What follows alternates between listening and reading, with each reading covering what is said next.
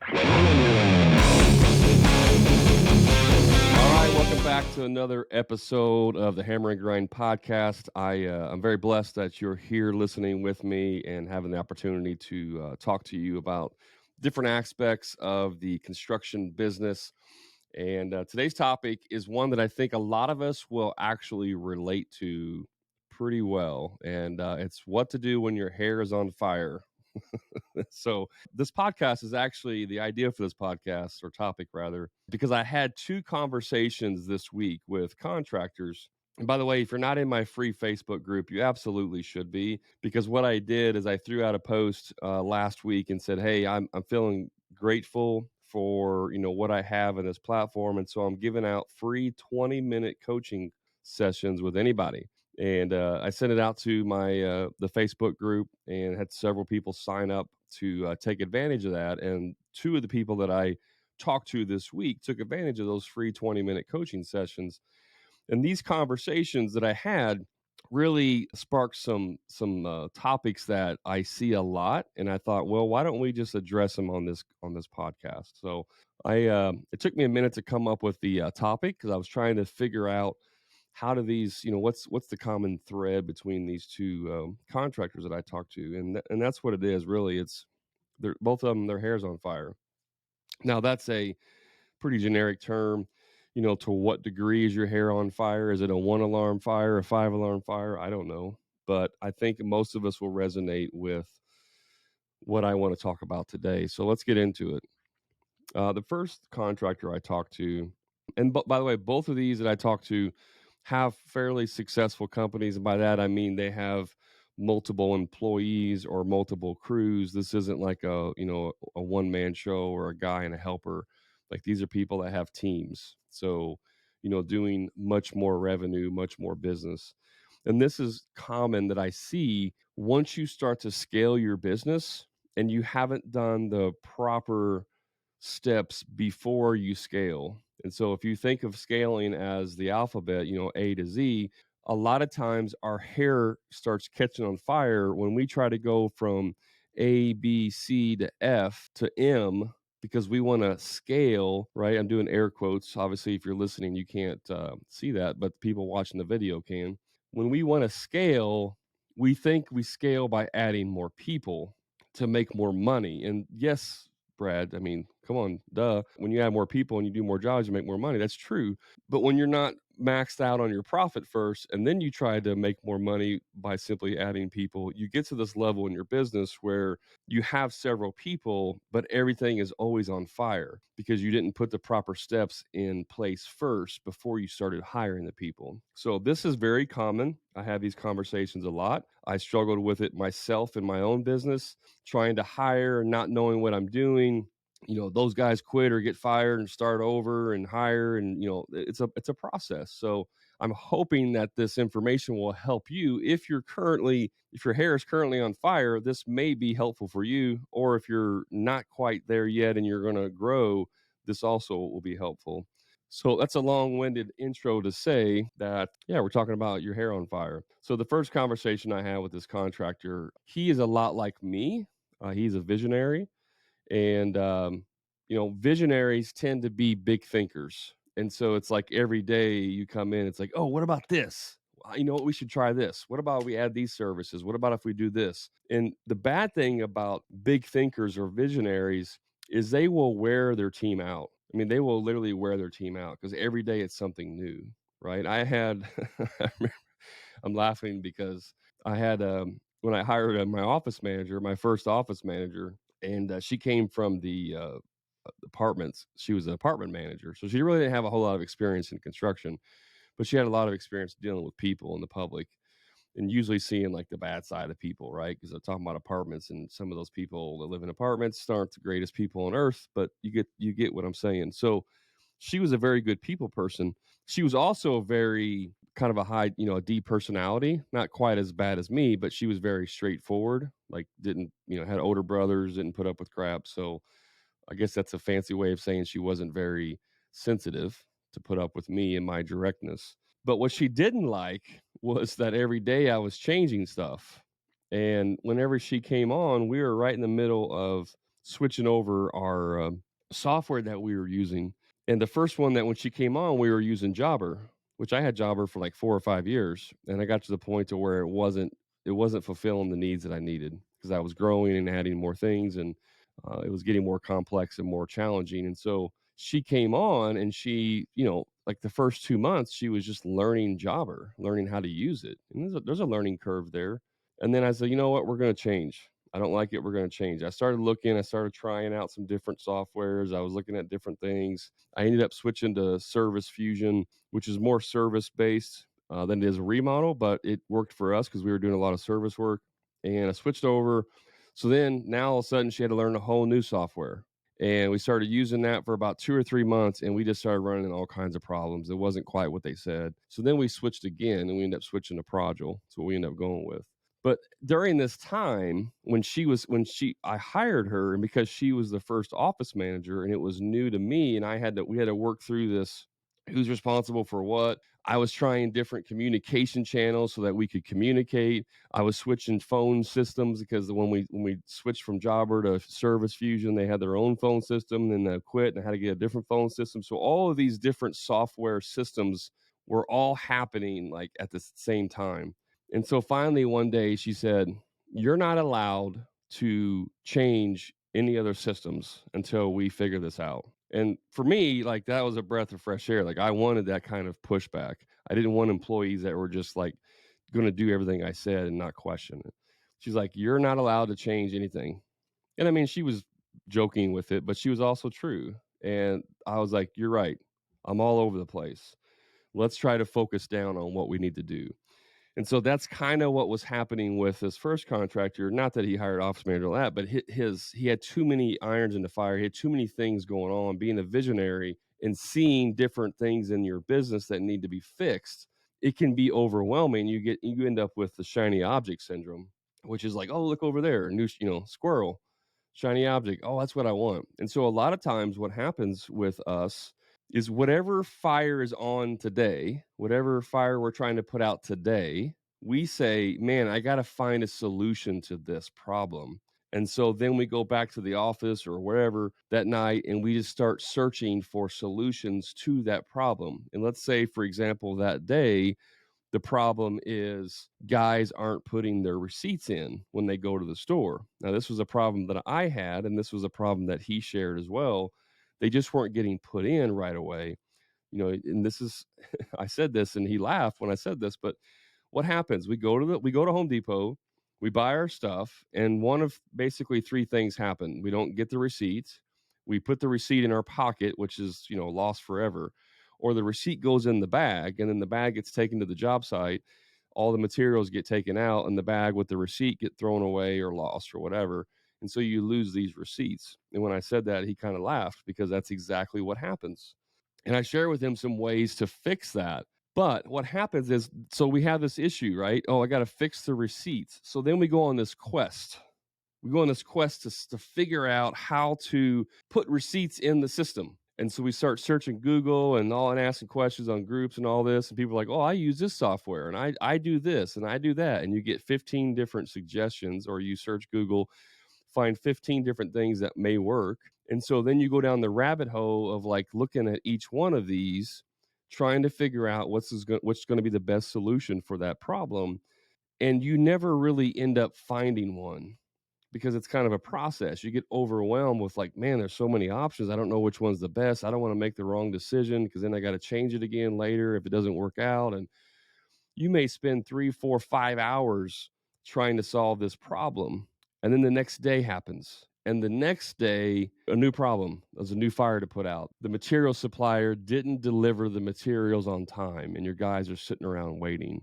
And your brain goes, oh, here's a new fire we got to put out. We need to find a solution. So then you start looking around for other suppliers because this one, screwed you on this job, even though it's the first time they've ever done it in, 5 years. Now all of a sudden you got to find a new solution to this problem. And so every single day we're just reacting to problems in our business instead of picking one problem, solving it, and then moving on to the next one. And so my suggestion for him, and this is what I did in my business, And what I'm suggesting for you is that you need to create a priority board. Now, I had a little in my office, I just had like a little 3 by 4 foot dry erase board. It was stuck on the wall next to my desk. My office manager and myself could see it because we were in the same room. And what it is you write down the top 5 priorities in your business that you need a solution for or to fix or to grow or whatever it is. So the first column, you have 3 columns. The first column is what is it? What do we need? The second column is why do we need it? And the third column is where are we at with this? Basically, where we're at in the process. And so you write down the 5 things. And if you have a team, and typically you may have priorities for your office staff that's different than your production staff, or you may have company wide priorities, that affect the whole company. It doesn't really matter, but most of the time it's going to be more office related, leadership related type stuff. It could be just you. If you're the only person in the office and you have 3 guys in the field, this is just for you. But you write down the top 5 priorities, meaning that when you fix these problems, it's going to move the needle in your business. It's going to solve some headache. It's going to fix some miscommunication. It's going to save you some money. It's going to produce more money. Whatever that may be, you write the 5 things on this board. And those are the only 5 things you're allowed to work on. You're not allowed to work on anything else. If a new fire comes up, you don't go and start working on it. You're not allowed to. And so whether it's you doing it or it's someone on your team who's doing it or it's collectively your team's doing it, does not matter, right? This is where you would put it in. Where are we at in the process? It could be if you have an employee, Sam. Sam is currently researching this topic, right? Now, if you want to, you could add a 4th column and put a due date. But usually these priorities are above and beyond their normal daily operation requirements. So if you have an office manager and they're doing everything, talking to people on the phone or sending out bills or whatever, like these top 5 priorities are above and beyond what they're doing. So it's kind of like, hey, you're done with your task. Okay, now work on these, 5 priorities. And it doesn't necessarily have to be 1 through 5, like 1 being the most the most has the highest priority. It can be, but it doesn't have to be.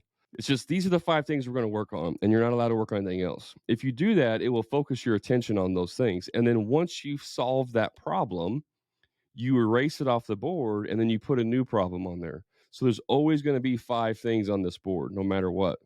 You're always fixing something in your business or making it better. And some things may be really critical. Some things may be, it'd be nice to have. So I had some on my board, which at times where when we were going through the finding a software that would work, it was finding a software to do estimates. That was one of the top priorities on my board. I needed to find something that would help me do estimates faster. Some other priorities can be like training, employee training. Why is it important? Why do we need it? Well, because it allows us to be more efficient, allows us to provide better service, better quality. And so you can, whatever those are, it doesn't matter. You just put them on there and then you're not allowed to do anything else. That will help to focus your attention on these. And then your whole staff has to be on board with you and you bring them along the journey. And by the way, a little side note on this, anytime you're making changes or improvements in your business, you should always include your staff. Always. You should get their opinion. You should get their ideas. You should run it by them because there's nothing worse than coming up with a great solution to a problem that you don't deal with. Your production staff have a problem. They want a solution. You come up with this great solution and you give it to them and your guys think, man, this is a terrible solution. It's going to add, 20 minutes a day to our already tasked duties that we're doing. And this is not fun. I don't see the value in it. So what's going to happen? They won't do it. They'll do it sporadically. They don't do it all the time because it wasn't their idea and they don't like the solution. So if it's something that you're not even doing, have your team put their input into it so that you can make sure it's what they want. Now, sometimes their idea sucks. Okay, that's just the reality. Sometimes what they want actually sucks, and there's better ways to do it, or their solution actually creates more problems or more time for the office staff, and that may not work out either. It's a back and forth. But if you just create a solution, you show up and you say, "Hey guys, this is what we're doing different today. Today, instead of writing down your hours on paper because we want to save paper and save the rainforest, we're gonna have you start texting us your time each day. Just send us a text to the office with your name and your hours every day." And that may be like, "Yeah, that saves with paper. Great." But then what happens? Then you get a bunch of texts. Now you got to field these texts. Like you may think it's a good solution, but in reality, it's not a good solution. And yet, so you try that for a week, and then you go, "Okay, wait a minute, wait a minute, wait a minute."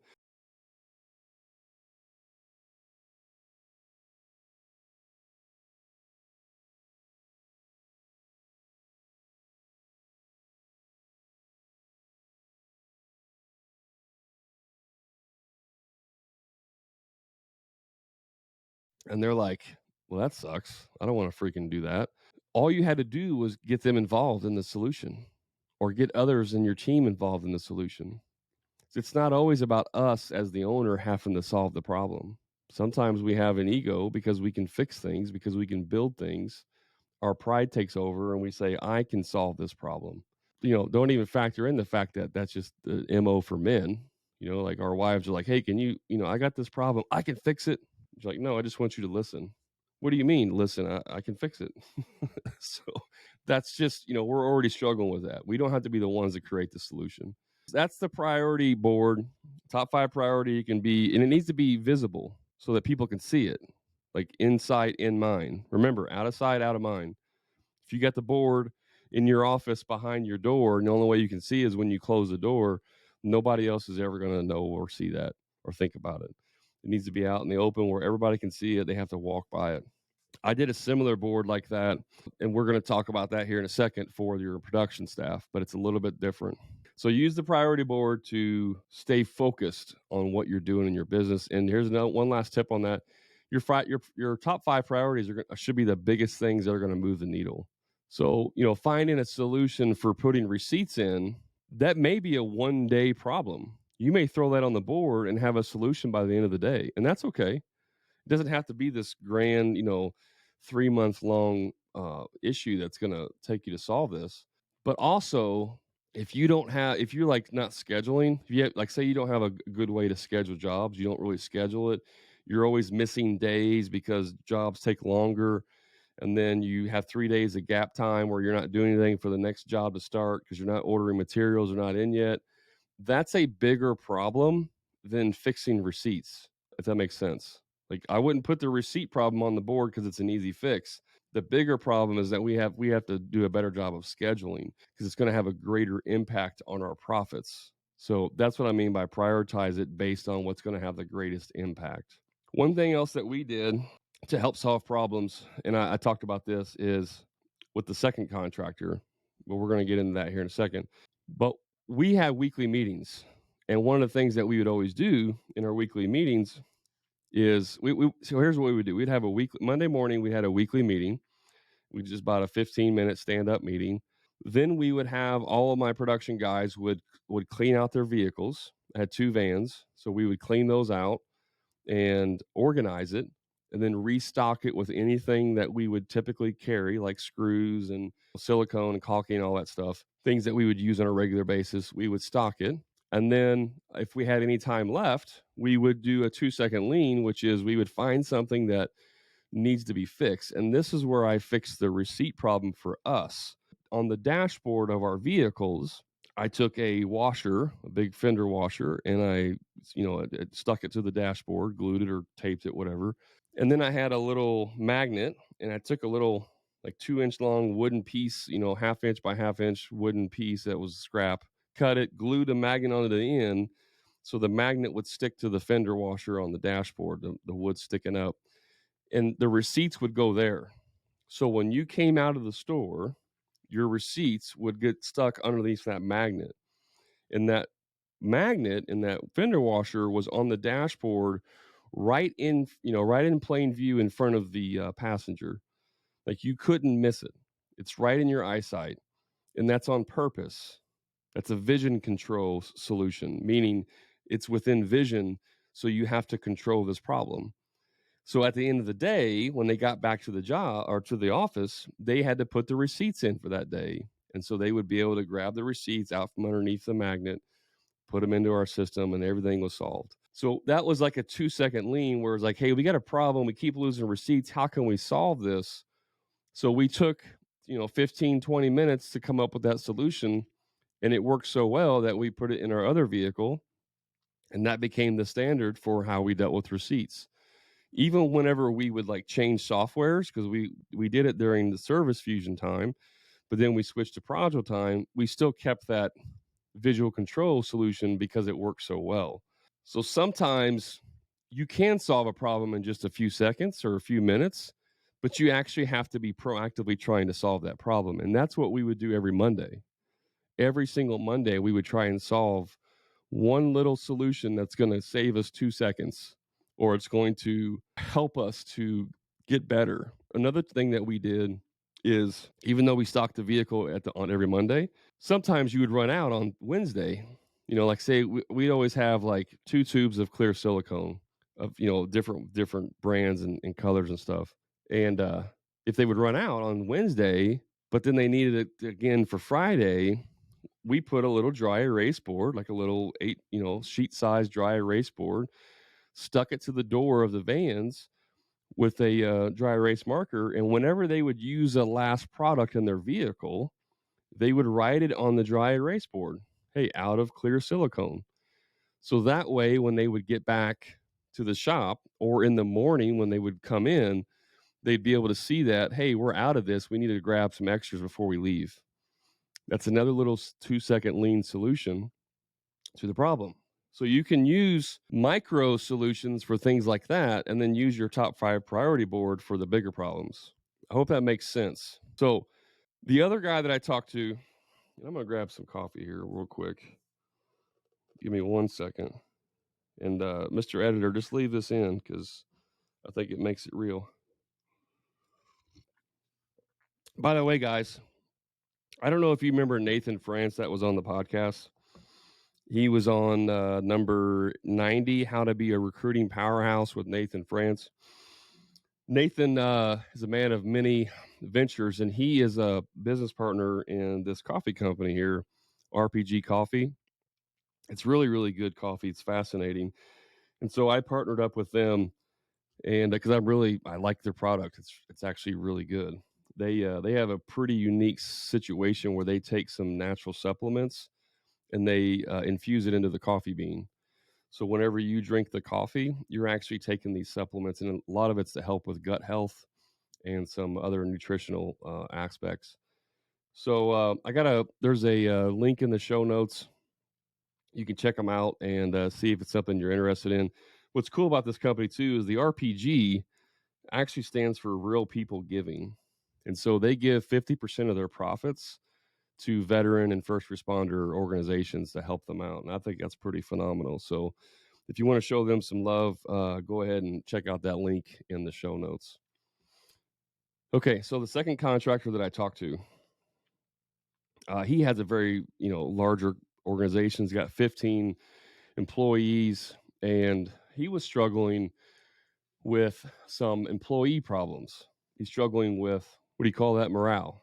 Guys just not really putting out the 100%, not really caring about the product they're doing, making a lot of mistakes, a lot of easy mistakes and things. And so after I asked him a few questions, he was sharing that one of his foremen on one of his crew is a guy that's been with him for a long time, since the beginning, kind of rose up through the ranks, been with him 5 years.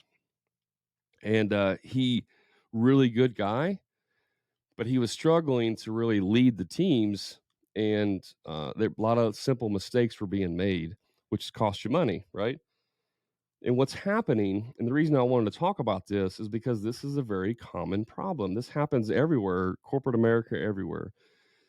A lot of times people believe, and I'm not suggesting that this contractor believes this, but what we do is we have an employee who may be a rock star carpenter. He may be a rock star, drywall finisher, painter, landscaper, whatever it is you do, we hire a guy who's really good at the craft part of it.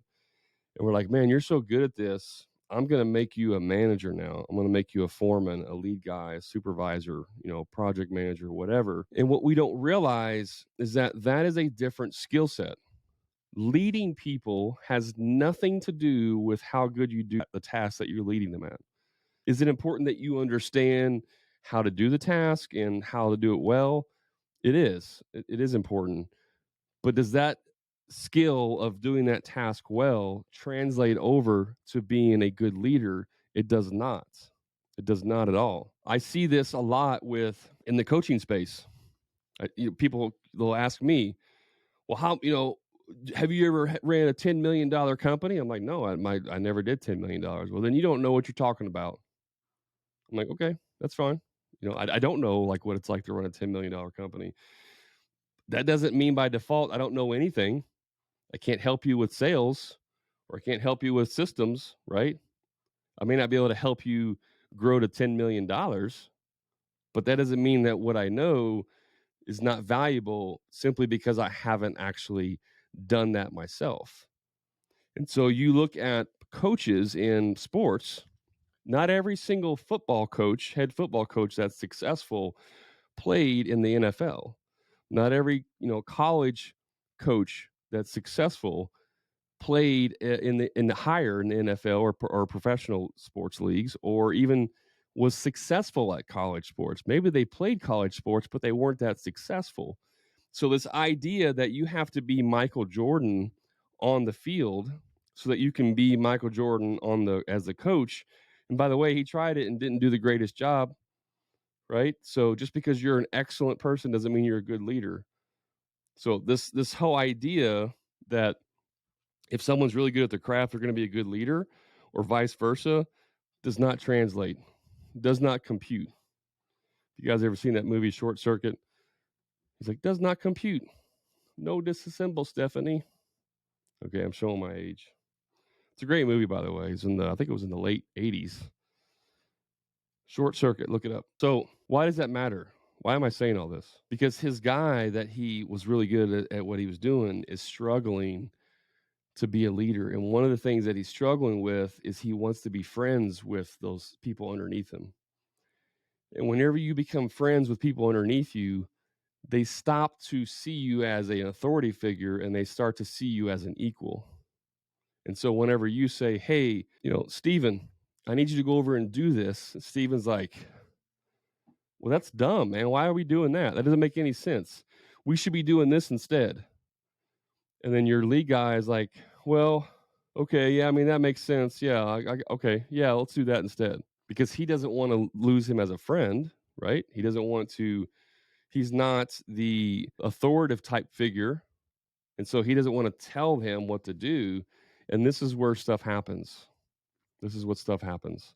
This reminded me of a story. I hired a lead guy one time.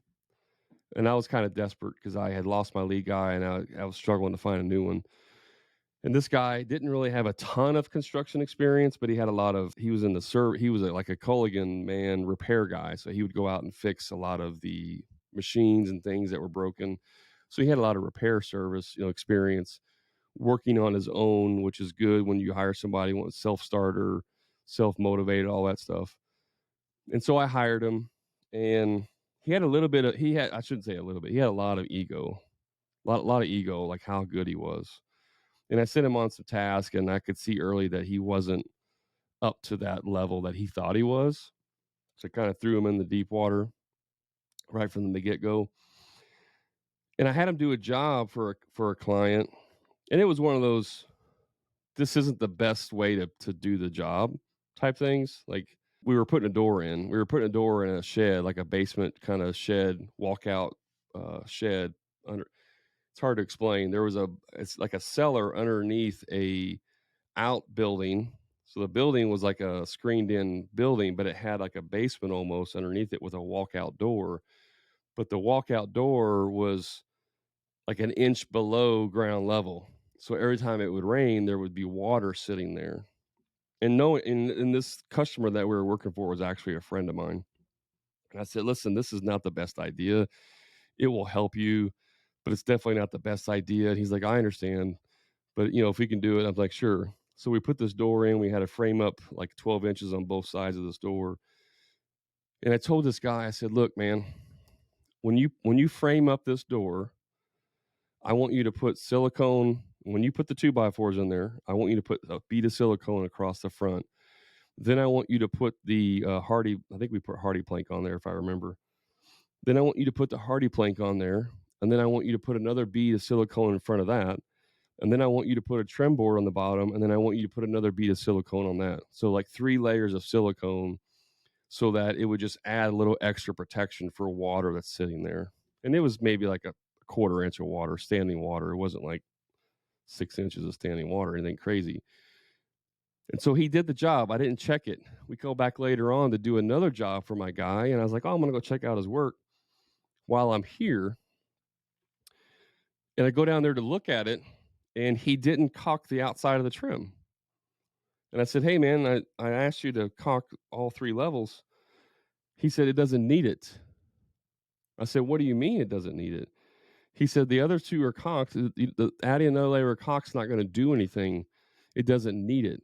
And I was like, I get that. Like, I understand what you're saying, but I still want you to do it anyways. I want to go an extra layer. Well, I'm not going to do that. I was like, what do you mean you're not going to do it? I'm not going to do that. It doesn't need it. And so that guy didn't work for me after that day. That's a level of like ego and cockiness where he was an employee, I was the boss. And what was funny about that, and I lost my temper that day, I shouldn't have. He goes, I don't have to answer to you. And I just like, that's what made me lose my stuff. I was like, what do you mean? Or no, he said, I don't need your approval. That's what he said. He said, I don't need your approval. I was like, what are you talking about? I own the business. You do need my approval, right? I digress. So when you have that level of where someone thinks they're equal or better than the owner or the boss or the supervisor, you start to have this clash of your teams where they think they can start bullying around. And so if you have a person in charge who is not capable of separating them as friends and starting to see them as subordinates in the way of just ranking, like their positioning, not that they're better than them, but that's just a phrase, guys. Don't get your panties in a bunch here. Your guys are subordinate to you, right? Because they're underneath you in terms of ranking in their positioning. So when you have a leader who is not strong enough to separate that, you'll have those types of problems in your business. And I told him, I said, look, you only got 2 options with this guy. I realize he's been with you for 5 years and you're not going to fire him, but you only got 2 options, really. Either you're going to have to pour into him, invest more time and training and energy to make him a better leader, or you're going to have to replace him. And that's really it. There's not much other, options that are out there. He could move to a different position, but then you have to replace him, right? So when I say replace him, I don't mean like fire them, but he's not the right fit for that position. Or you got to do some training with him. And that's going to be like, you're going to have to, what they call grooming. And whenever someone's grooming them to take over a leadership position, you're coming along beside them, putting your arm around them and say, hey, this is how we do things. This is how this is what leadership looks like. This is how you handle this situation. And, sometimes it just takes an outside perspective to tell you that, to be like, oh, yeah, you're right. Like, that makes perfect sense. Even though intuitively we know that.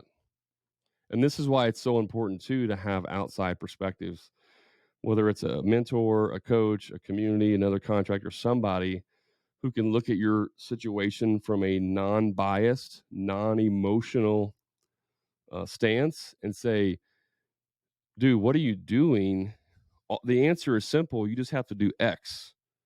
But because we're so emotionally tied to that situation, we can't see through that. And this is also why you should never make a decision when you're emotional about something. When you're angry, if one of your employees does something stupid and you get really pissed off, you should never fire someone when you're mad. You should calm down. Now, that guy that I got mad at, I said some cuss words, because I was really mad. And he actually quit. He's like, you know what? I quit. And I was like, that's a good idea. But if you're going to fire someone, you need to not be emotionally an emotional stance. You need to be able to, like, the next day or later that day, look at it from a factual stance of what needs to happen. And this is where you got to separate yourself from the business itself, like the personal side of the business, and look at the data. I'm all about looking at data, really understanding what the data says and not what the emotion tied to the data says. And that's why I've also done podcasts on there's no feelings in business, because you really can't have feelings as a leadership, or a business owner or a leadership position about what's happening. What does the data say? That doesn't mean that you can't be, um, that you can't have empathy or sympathy. You can have lots of empathy for your people.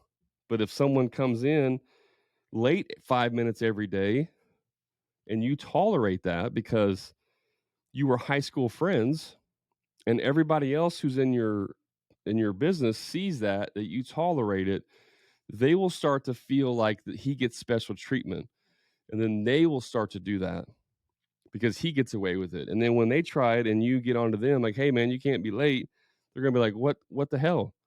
John over here comes in late every day and you tolerate it. So you can't do that, because just because he's your best friend doesn't mean you tolerate it. You have to separate that stuff. And that's kind of some of the things that were happening in his business. The second part of that conversation, I said, man, you just need to start investing in your guys, because he has a production manager who handles all of that. So him as the owner is not directly involved in the production activities and talking to those people every single day. He's running the business. I said, you need to start making connections with them, like real genuine connections. Just one a day or one a week. Pull one guy aside in the morning, like, hey, John, man, I'm just curious, like, I've never asked this before, but what do you like doing on your time off? And you may find out that he likes riding motorcycles, and maybe you like riding motorcycles. And it's like, oh, we got something in common, and so you can have a connection there. Or maybe you find out that something is going on in his business, in his life, that you didn't know about. Maybe you have an employee who's not performing well, and he hasn't been performing well for like a week or 2 weeks, and you're like, man, he's really sucking bad. Like, if he doesn't get his crap together, I'm going to fire him, because I can't tolerate this. But if you would have just taken a second to find out what's going on in his life, you may have found out that his mom just got diagnosed with cancer and she has 6 months to live. If you don't think that's going to affect someone's performance at work, you must not be human. Absolutely, it's going to affect somebody's performance. And now you can show empathy. You could say, man, I didn't know that. I'm so sorry to hear that. What can I do to help you in this situation during this time? Do we need to give you some time off? Do we need to give you maybe a different task? Like, what can we do to help you? Just the fact that you're trying to actually provide support to your staff will give them a lot more reason to want to perform. And so, if you never knew that, if you never actually got involved in your staff and what's going on, you'll never know that. And you might fire a perfectly good person simply because they're going through a rough patch. And then another employee sees that you fired John, and they know what's going on. They know John's mom has cancer. You don't know that. You fire John, and they're going to be like, whoa, what a heartless bastard. He just fired John. His mom's going through cancer. And that guy doesn't know that you don't know. And so it just looks like, man, he doesn't care about people at all. All he cares about is making the numbers. It seems like a very simple thing to do, because it is. It actually is very simple. You just simply care about your people and then ask them questions. When I first got out of the Marines, I went to work for a telecommunications company, and I was doing door-to-door sales. I was knocking on doors, selling them cable and stuff. My first sales job like that. And we had the general manager of the office. This was a new build. This was a brand new facility, brand new company. He was like that. he was a people's person. He would come around every day, walk through the bullpen where the customer sales reps were or whatever, and he would be asking you, "Hey, Cindy, how's it going?" And just having these one-on-one connections. And I witnessed this at the time. I didn't fully understand the impact that I do now, but I witnessed him connecting with people on an individual level. And as a result, everyone that worked there respected him. They had a lot of respect for him. And so even when he had to deliver bad news, they still respected him, even though they didn't like the news they got. And so that's what I mean by that's how you build culture. That's how you build teams that stay and last. And those are things that you can implement today. It doesn't require any extra work. Like, you don't have to create a whole new system. You don't have to, buy a piece of software or learn something new. You just start connecting with your people. And just because you find out things about them does not mean that you're best friends now and they're going to lose respect for you.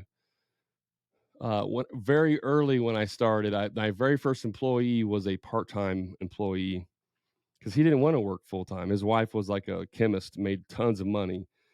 And he's like, I just want to work 20 hours a week. But what I found out is that he liked playing video games. And back then I played a lot of video games. And there was one particular that we played together. So, one evening or a couple evenings, we logged in and played video games together.